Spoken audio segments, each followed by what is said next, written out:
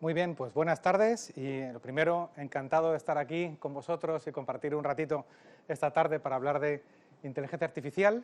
Yo soy Javier Calvo, soy socio y soy Chief Artificial Intelligence Officer de Management Solutions y de lo que voy a hablaros, de lo que vengo a hablaros esta tarde es un poco sobre la regulación de inteligencia artificial, que sé que suena árido después de los temas tan bonitos que hemos estado viendo de casos de uso y de práctica de la inteligencia artificial, pero intentaré hacerlo interesante y además es un tema que, como veréis, es muy relevante y que nos va a impactar a todos los aquí presentes.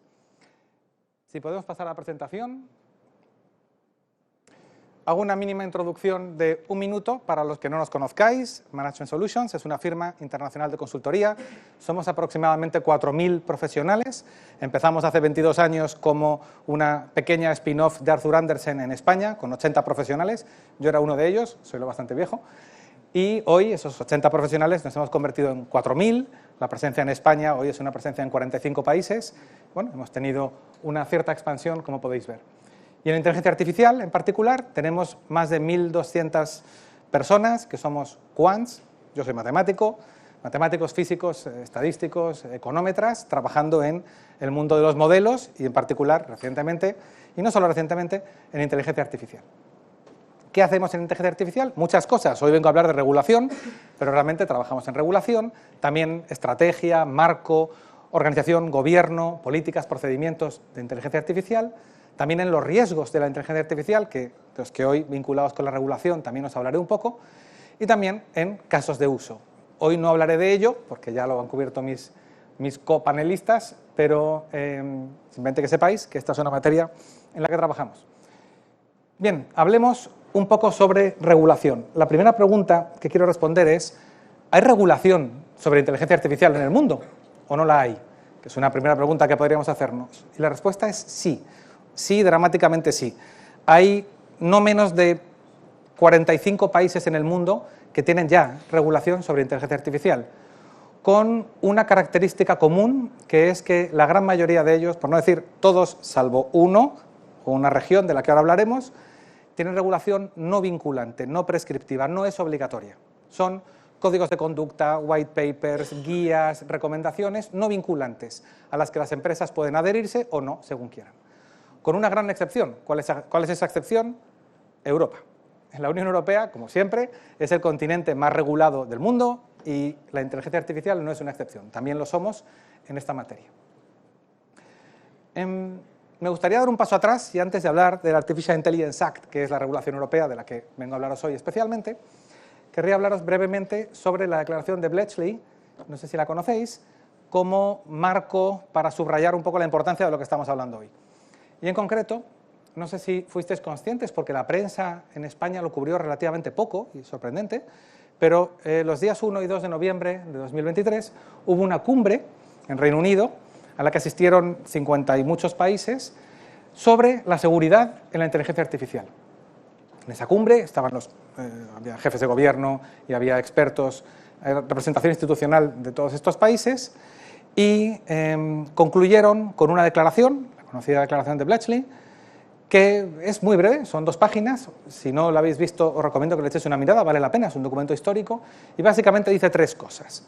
Dice, 1, sí, la inteligencia artificial puede aportar beneficios tremendos a la humanidad en términos de muchas cosas, de eficiencia, productividad, reducción de costes, mejora de la calidad y muchas otras cosas. Pero 2, atención, la inteligencia artificial también trae riesgos, y esos riesgos podrían llegar a ser catastróficos. La palabra que usa es catastróficos.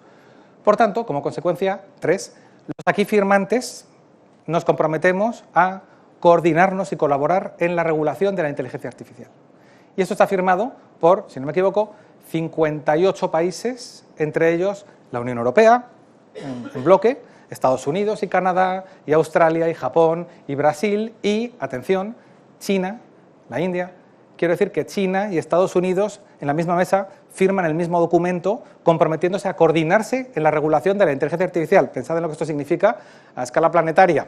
Esto es un acuerdo del nivel de importancia de la cumbre de Kioto sobre el cambio climático, que ha ocurrido el 1 y 2 de noviembre de 2023 y que, bueno, curiosamente en algunos países ha pasado relativamente desapercibido. Y, por tanto, los países lo están haciendo. Si cumplen lo que se han propuesto, lo que hayan firmado, habrá regulación en el mundo entero relativamente coordinada y más o menos está empezando a ocurrir. Me voy a saltar la regulación de Estados Unidos, la orden ejecutiva de Joe Biden, casualmente o no, 2 días antes de la cumbre de Bletchley, y el Artificial Intelligence Bill of Rights en Estados Unidos, para, con el tiempo que tenemos, centrarnos en el Artificial Intelligence Act, que es el reglamento europeo. ¿Qué es el AI Act?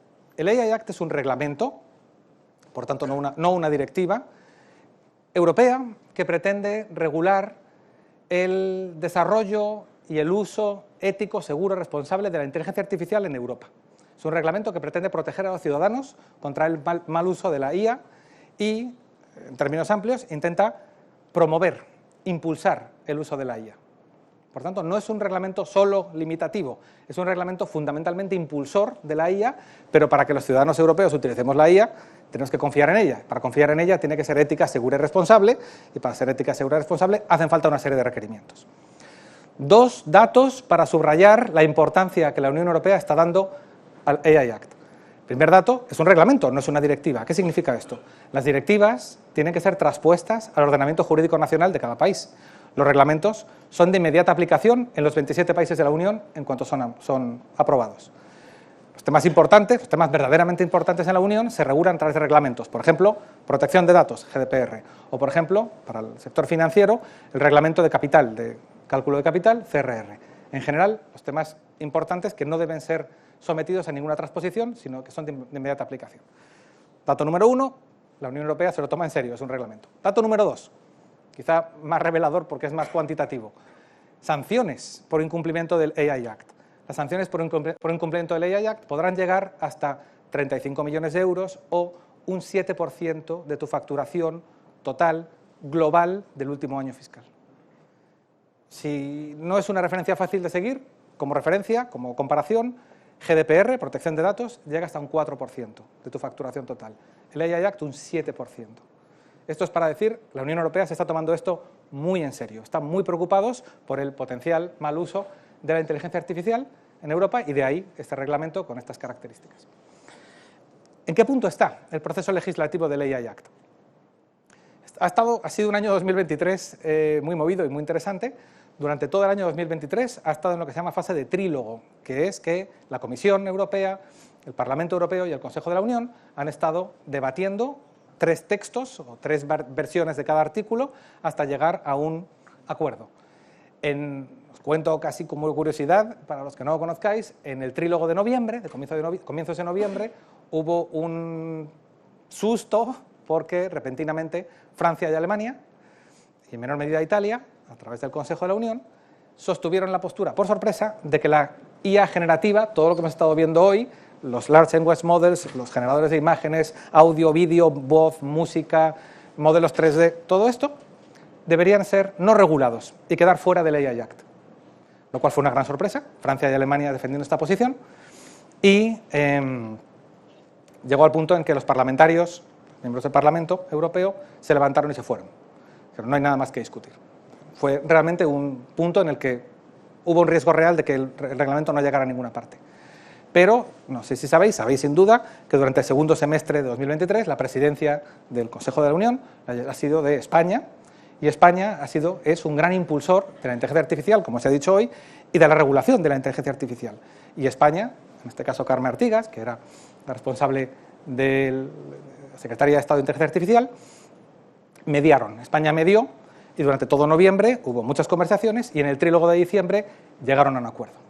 Si tenéis curiosidad, la IA generativa se queda dentro del reglamento, es decir, sí está regulada, es parte del perímetro, y si tenéis curiosidad de por qué Francia y Alemania defendían esta postura, pues permitidme que lo diga con una maldad y luego en tono positivo. Con una maldad es, Francia tiene una empresa llamada Mistral, ha sido mencionada hoy. Mistral tiene unos LLMs llamados Mistral y Mixtral que intentan competir con ChatGPT. Alemania tiene una empresa también llamada Aleph Alpha, que tiene también unos LLMs. Esos LLMs, si de pronto hay una regulación como el AI Act, se verían severamente limitados, las empresas severamente limitadas en su capacidad para desarrollar estos LLMs.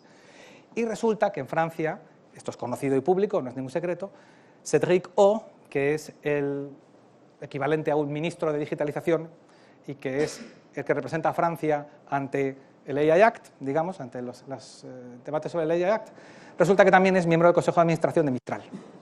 Y entonces, bueno, pues el Senado ahora en enero le abrió una investigación por conflicto de interés y ha habido cierto debate al respecto.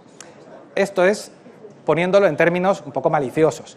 Poniéndolo en términos positivos, que también se puede poner, en realidad, Francia y Alemania están defendiendo el terreno competitivo europeo. Lo que están diciendo es, en Estados Unidos, sin regulación, han creado ChatGPT o GPT-4 y van a toda velocidad.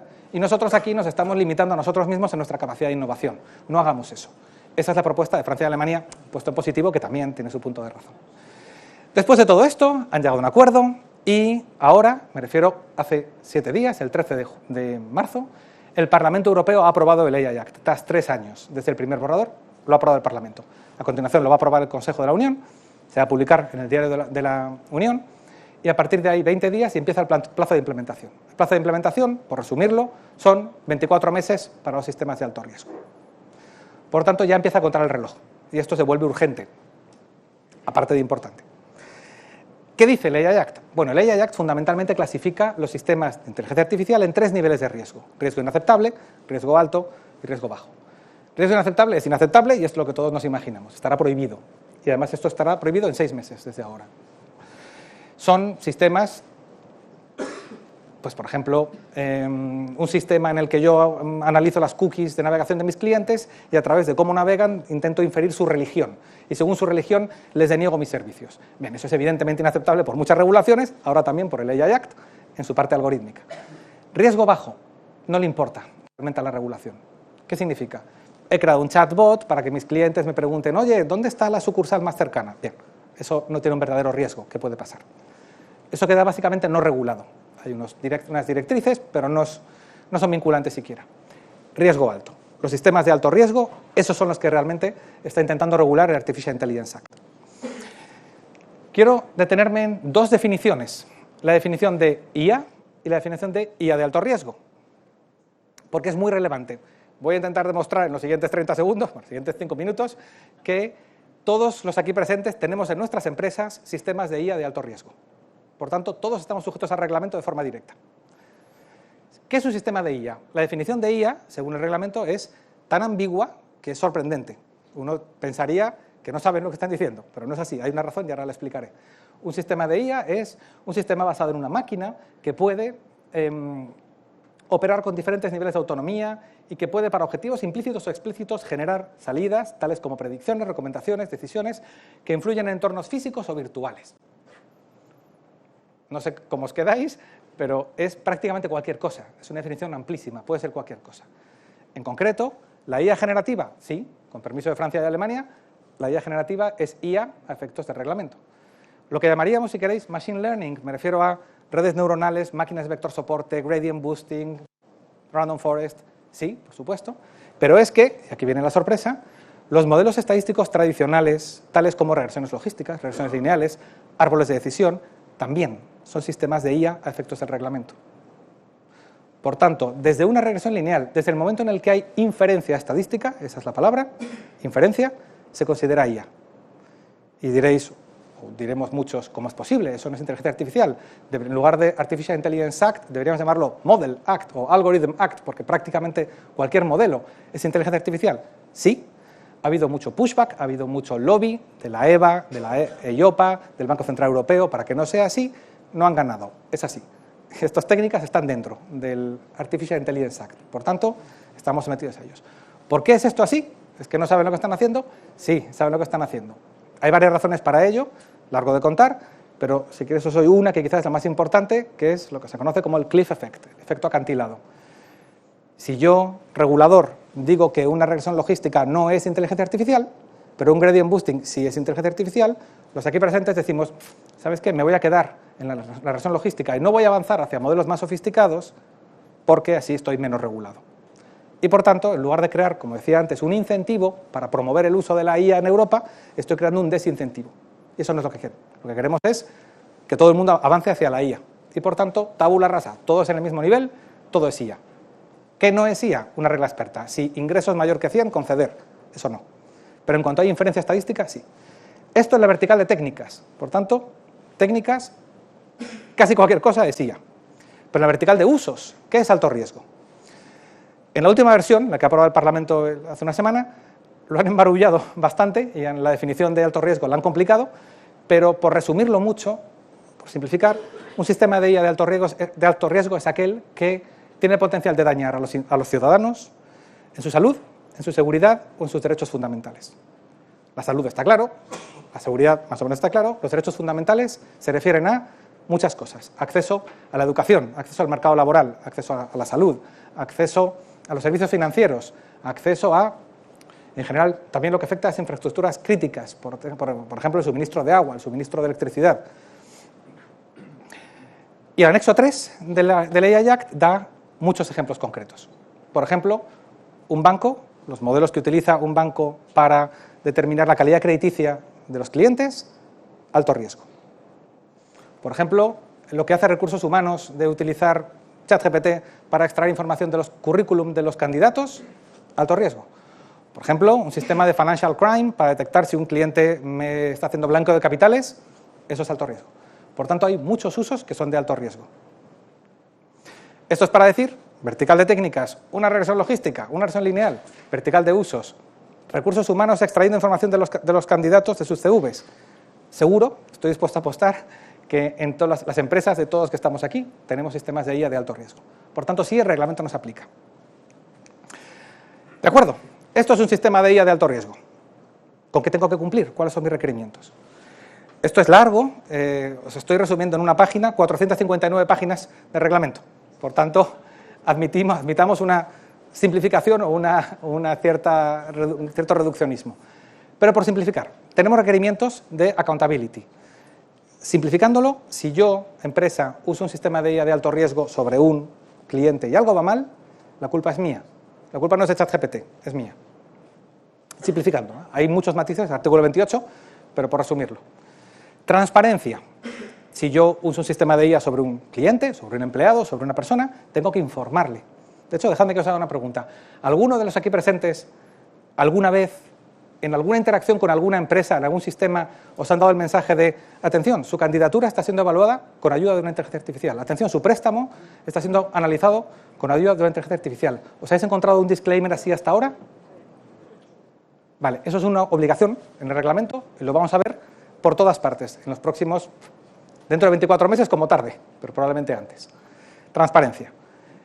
Explicabilidad e interpretabilidad. Simplificándolo, su préstamo ha sido denegado. ¿Por qué? Porque su puntuación, según el modelo, es de 24. ¿Y por qué no es de 25? Yo, como ciudadano, tengo derecho a una explicación, ya lo tenía desde GDPR 2018, y ahora el proveedor de un sistema de IA de alto riesgo tiene que documentar y proactivamente mostrar información hacia un auditor o hacia una tercera parte cualificada sobre cómo funciona el sistema de IA por dentro. Pues esto es un random forest con 500 árboles, las variables más importantes son esta y esta y esta, y poder dar una explicación de alto nivel y de bajo nivel sobre cómo funciona. Para esto, afortunadamente, bueno, existen técnicas. Explicar cómo funciona la regresión logística, también lo hago yo con un Excel. Explicar cómo funciona una red neuronal con 500.000 millones de parámetros es un poco más complicado. Pero hay una batería de técnicas bajo una disciplina nueva, relativamente nueva, llamada XAI, Explainable Artificial Intelligence. Son técnicas dedicadas justamente a esto, a explicar cómo funciona una caja negra por dentro en la medida en la que uno razonablemente puede. El siguiente capítulo, Fairness, me refiero a imparcialidad, sesgos, es probablemente el más difícil de todos. Yo tengo que proactivamente mostrar que mi sistema no está discriminando contra 9 atributos protegidos. No, mi sistema no puede discriminar por raza, ni color de piel, ni religión, ni nacionalidad, ni sexo, ni orientación sexual, ni edad, ni si la persona recibe subsidios públicos como minusvalías. Esos atributos están protegidos y yo no puedo discriminar contra ellos. Y esto plantea dos problemas. Uno, ¿cómo identifico sesgos? Y segundo, identificados, ¿cómo los corrijo? Y solo el primer problema ya es muy difícil de resolver. Para empezar, ¿cómo puedo testar si mi sistema de IA de alto riesgo discrimina por religión si yo no almaceno la religión de mis clientes? No deseo almacenarla por protección de datos. Para que os hagáis una idea del nivel de importancia de esto, el AI Act manda una excepción sobre GDPR. Es decir, empresas, almacenar la religión o la raza o el color de piel de vuestros clientes con el fin de testar si mis sistemas de IA están discriminando contra ese atributo, es una excepción legítima a GDPR. Puedo almacenar ese dato para ese uso. Ese es el nivel de preocupación que tienen. No conozco a ninguna empresa que lo haga, no conozco a ninguna empresa que se haya metido en el jardín de voy a almacenar la religión de mis clientes para testar la discriminación, pero es posible. El AI Act habilita esa excepción a GDPR. Por tanto, fairness es un capítulo inmenso y muy complejo. Robustez y fiabilidad no van a sorprender a nadie, es decir, mi sistema tiene que ser robusto y tiene que ser fiable, ¿de acuerdo? Pero solo menciono un matiz o un tema que es human oversight o human in the loop. No puedo crear un sistema de IA de alto riesgo, ponerlo a correr y olvidarme de él. No vale. Tiene que haber supervisión humana. Quiere decir que tiene que haber alguien en la organización que tenga autoridad, que tenga presupuesto, que tenga AI literacy, que tenga conocimiento de la inteligencia artificial y que tenga el poder de desconectar la máquina y de decir, sí, la máquina la voy a usar para estos casos, pero no para estos otros. Estos tienen que ir por evaluación humana. Alguien con esa autoridad supervisando el sistema. En banca llamarían eso un modelo owner, unas aseguradoras, pero esta figura tiene que existir. Estamos en alto riesgo, recordad que estamos solo hablando de sistemas de alto riesgo. Privacidad y seguridad, no me extiendo nada, porque básicamente refiere a GDPR en su inmensa mayoría, y además, ojo con las vulnerabilidades propias de la ciberseguridad, de la IA. Ética y sostenibilidad, hemos hablado un poquito de ética con los sesgos, pero además de eso, yo, empresa, tengo que contar con expertos en ética de la inteligencia artificial. El caso más puro que hemos visto de esto es un banco holandés, el segundo banco holandés, que se llama The Volksbank. En The Volksbank, dentro del área de compliance, hay un pequeño departamento llamado AI Ethics, que se dedica solo a revisar la ética de los modelos de IA de todo el banco uno por uno. ¿Significa eso que es lo que hay que hacer? No, no necesariamente. Normalmente lo que vemos en la inmensa mayoría de empresas es que en los comités que aprueban los modelos aparece alguien que sabe de ética. O alguien se forma para poder hacer las preguntas difíciles. Demuéstreme usted que este sistema no está discriminando contra sesgos ocultos. Alguien hace el challenge de la ética. Sostenibilidad, una mención o un dato que seguro que algunos habéis leído. ¿Sabíais que cada conversación con ChatGPT gasta medio litro de agua? Multiplicad eso por el número de cientos de millones de conversaciones con ChatGPT que hay cada día. Hacéis una idea del consumo masivo de recursos en evaporación de agua, de refrigeración de máquinas o en emisiones de carbono que tiene la IA. Por tanto, esto regula el uso responsable y también el reporte. Yo tengo emisiones de carbono, si de pronto despliego Microsoft Copilot en toda mi organización, estoy emitiendo carbono a través de mi proveedor. Por tanto, tendré que cuantificarlo, los proveedores tendrán que darme los datos para que yo pueda cuantificarlo y reportarlo. Y por último, pero quizá el requerimiento más difícil o más global, es evaluación de riesgos. Antes de poner en producción un sistema de IA de alto riesgo, tengo que hacer una evaluación 360 de sus riesgos. Lo cual significa muchas cosas. Tengo lo que se llaman intersecting risks. Yo tengo riesgo de inteligencia artificial, intersección, riesgo de modelo. Es decir, lo que hemos hablado, explicabilidad, interpretabilidad, sesgos y demás. Pero también tengo riesgo legal, porque, caso real, no sé si lo habéis visto, se está demandando a algunas, Anthropic, por ejemplo, a algunos productores de LLMs, porque si tú vas a Anthropic Claude o ibas y le preguntas, dame la letra de la canción Let It Be de los Beatles, te la da.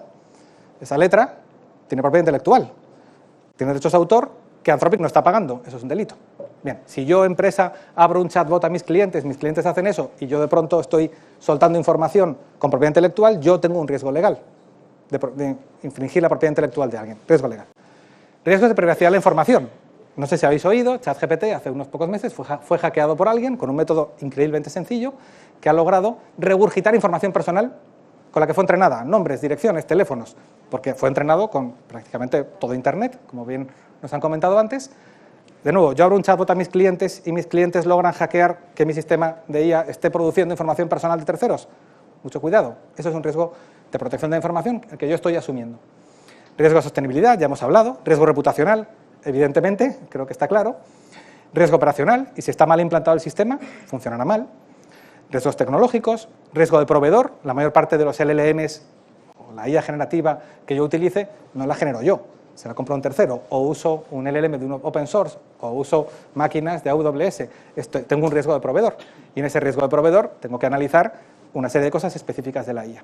Esto es para decir, una vez más, análisis 360 de todos los riesgos antes de poner un sistema de IA en producción, y ahí tenéis, de alto riesgo, y ahí tenéis las referencias regulatorias del AI Act. Ante esto, y con esto ya voy a terminar, última reflexión. ¿Qué están haciendo las empresas ante esto? Bueno, lo primero, están haciendo varias cosas. Están atacando esto no solamente como cumplimiento del AI Act, sino normalmente como algo más grande, que es cómo es mi marco de adopción de la inteligencia artificial, qué quiero hacer y cómo voy a abordarlo. Y si lo hago bien y soy responsable, el cumplimiento del AI Act será una consecuencia. No es que mi driver principal sea cumplir la regulación, mi driver principal es hacer las cosas bien, y si las hago bien, cumplo la regulación de camino.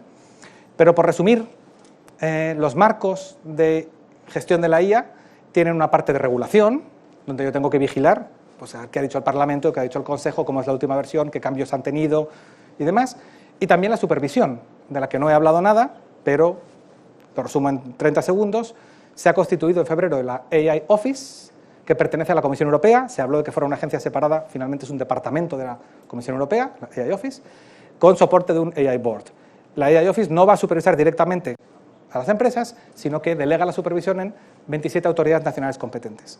En el caso de España, se constituyó en agosto del 23 la AESIA, Agencia Española de Supervisión de la Inteligencia Artificial, en La Coruña.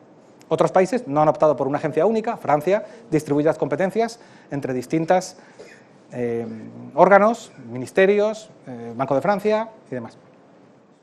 De modo que yo, empresa, tendré que conocer la regulación, la supervisión y ver lo que viene. Y tengo requerimientos de reporting, tendré que reportar mis sistemas de alto riesgo con una serie de requerimientos. Pero esto nos lleva además a un pensamiento estratégico. ¿Qué quiero hacer con la IA en mi empresa? Porque hay empresas que son early adopters, empresas muy disruptivas. Y cito, Wells Fargo, Estados Unidos, ha dicho, yo voy a integrar la IA en todos mis productos, todos mis servicios y todos mis procesos. Y esa es una afirmación muy grande. Y hay empresas en el otro extremo, que no nombraré, que dicen, yo voy a ser prudente, voy a esperar, a ver qué hacen los demás, y según van avanzando, yo iré detrás. Voy en el vagón de cola. Y la mayor parte de empresas están en medio, con un listado de casos de uso, con los que van pilotando, probando, haciendo pilotos, como el que nos enseñaba antes nuestro compañero, y en ese pilotaje hacen análisis de coste, beneficio, riesgo, atención, riesgo, que la IA generativa tiene peligro, coste, beneficio, riesgo, y priorizan, y a partir de ahí, bueno, van sacando adelante su plan de IA. Y pensad que esto tiene implicaciones en apetito al riesgo. Con todo lo que hemos visto, si yo uso la IA, tengo un riesgo mayor, riesgo legal, riesgo reputacional, todo lo que hemos dicho. Por tanto, tengo que modificar mi statement de apetito al riesgo. Si uso la IA mucho, cuanto más uso, más riesgo. Cuanto menos uso, menos riesgo. ¿Bien? De cara al mercado y de cara a mis inversores, y de cara al público, si uso mucho la IA, debería modificar mi statement de apetito al riesgo. Y luego está el framework. Es decir, bajemos a tierra. Hay que gobernar esto. ¿Quién lo gobierna? Os pongo un ejemplo nada más de Deutsche Bank. En Deutsche Bank tienen un Artificial Intelligence Oversight Forum, AIOF, que es un comité copresidido por 3 personas, el responsable de innovación, el responsable de riesgo de modelo y el responsable de riesgos no financieros. Y debajo están representadas 14 áreas, legal, compliance, tecnología, todo lo que hemos dicho. Y ese es el último organismo, último órgano dentro del banco para tomar decisiones sobre la IA, en concreto la IA de alto riesgo, la IA generativa, el cumplimiento del AI Act y todo lo que se deriva de esto. Esa es una tendencia que estamos viendo, la creación de un comité que lo gobierne todo dentro del mundo de la IA. Pero también hay aspectos de organización, me refiero a roles y responsabilidades. Estamos viendo creación de centros de excelencia, centro de excelencia de IA generativa, típicamente en un modelo hub and spokes, donde hay un hub que no lo hace todo, pero tiene la infraestructura, las licencias, hace los contratos con AWS para tener la tecnología y demás, y los spokes desarrollan sus casos de uso, con asesoría, infraestructura, licencias y demás del hub. Voy muy rápido, lo digo porque hay muchísimo que hablar sobre cada uno de estos temas, pero quiero dar unas pinceladas. Políticas y procedimientos, tendré que tener un marco de control con una política de inteligencia artificial y, sobre todo, modificar mis políticas de protección de datos, de comunicación con clientes, para incorporar todos los requerimientos que hayamos dicho. Gestión de riesgos, y dejadme que haga un mensaje muy importante, quizá el más importante de los que voy a decir hoy, que es el inventariado. Puntos ciegos, ángulos ciegos.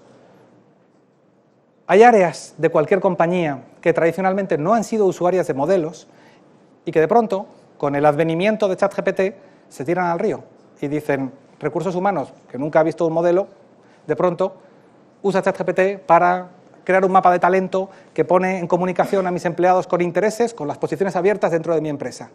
Bien, eso es alto riesgo. Tengo bolsas de modelos de IA de alto riesgo por la organización que ni sé que existen. Y ahí está el riesgo. El riesgo no está en el modelo que tengo vigiladísimo, regulatorio, desde hace 25 años y que ahora le miro 3 cosas más. El riesgo está en los modelos que no sé ni que tengo y que hay áreas por ahí que tienen bolsas de modelos. Eso es lo que hay que ir a buscar. Eso es una fase de discovery que es muy importante. Si no cubrimos eso, por ahí vienen los problemas. Y hay un tema de capacitación y de formación. Hay todo un capítulo entero de tecnología y datos en el que no me detengo porque es amplísimo, pero básicamente lo que viene a decir es, si voy a adoptar la IA, pues tendré que tener la infraestructura, la arquitectura, los datos, la seguridad informática, una filosofía de MLOps, tendré que tener todo el sustrato tecnológico necesario. Y hasta ahora hemos hablado de todo lo que no son los modelos, hemos hablado de la regulación y tal, y luego están los modelos en sí mismos, que tendré que desarrollarlos o comprarlos a un tercero, tendré que desplegarlos, es decir, tengo que desarrollar, validar, aprobar, implementar, o sea, poner en producción, tendré que usarlos, hacer un seguimiento periódico de que funcionan bien, tendré que auditarlos y llegado el momento tendré que decomisionarlos, tendré que cancelarlos. En ese ciclo de vida completo hay que hacer muchas cosas nuevas o algunas cosas nuevas por el hecho de ser IA, sobre todo IA de alto riesgo, y en particular destaco 2, la explicabilidad y los sesgos, fairness, porque son los temas realmente novedosos. Como decía alguien en un congreso hace unos días en París de Société Générale, decía: la inteligencia artificial realmente no trae casi riesgos nuevos, amplifica los riesgos que ya existen. A mí me gusta mucho esa idea. Hay muy pocos riesgos nuevos, la toxicidad es un riesgo nuevo, que un chatbot diga cosas inapropiadas. Bien, eso es un riesgo nuevo, eso un modelo que arroja números no puede hacer eso. Pero por lo demás, los sesgos, la discriminación, todo esto ya existía, la explicabilidad ya existía. Lo que ocurre es que la IA generativa ha traído una amplificación de todo esto. Cuanto más sofisticada, más riesgos. Y esto es lo que quería compartir con vosotros hoy. Si tenéis cualquier duda, creo que ahora tendremos un turno de preguntas para todos. Muchas gracias.